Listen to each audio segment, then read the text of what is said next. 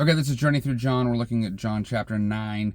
Actually, we're going to look at verses 1 through 7, but this is part of a much larger narrative. It goes 9 all the way. It's a whole chapter. And basically what you have is this man that was healed. He's a blind man, and he's healed. And then you have this court case with the religious leaders. There's a series of interviews in there. And then the blind man and Jesus have a conversation again. So the court case is pretty long. We'll probably take that in one piece, but I'm going to look at the healing first. Then we'll probably do a 3-parter or maybe a 2-parter after that. So John 9, verses 1 through 7 is this healing. You're going to see a lot of night and day themes, again, tying back to John chapter 1 and the introduction of these day and night things. Blindness often is associated sometimes even with night, or blindness in the case of the Old Testament, and what these people were thinking might have been having something to do with sin. You've pushed away from God, you can't see truth, that sort of thing. Just something to be aware of. Let's go ahead and let's just read it and then we'll talk about it. John chapter 9, verses 1 through 7. As he passed by, he saw a man blind from birth.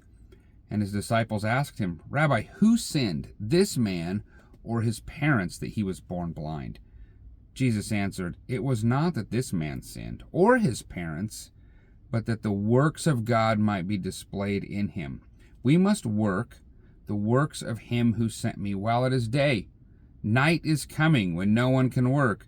As long as I am in the world, I am the light of the world. Having said these things, he spit on the ground and made mud with saliva. Then he anointed the man's eyes with the mud and said to him, Go wash in the pool of Siloam, which means sent. So he went and washed and came back seeing. Like, who sinned, this guy or his parents? Now this is a big statement. Jesus said it had nothing to do with his sin or his parents' sin. But in fact, he was born this way so that he could display God working. He was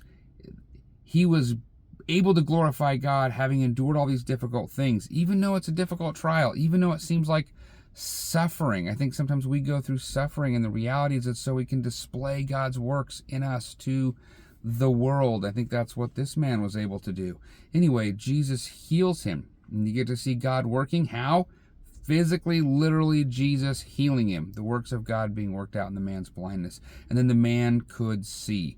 I'm sure this was a shocking moment for the disciples, and it's actually going to cause quite a stir, which we're going to see in the next passages as we just work through this. But I just want to encourage you that you think about where and how you might be able to glorify God in your suffering. And maybe it's possible that some of the difficult things and the challenging things that you're enduring is so that you're positioned in just such a way to glorify God. That man was blind probably for a long time, and now here we are 2,000 years later still glorifying God and reading about that. What a serious reality that all of our life can serve to glorify God, the good and the bad.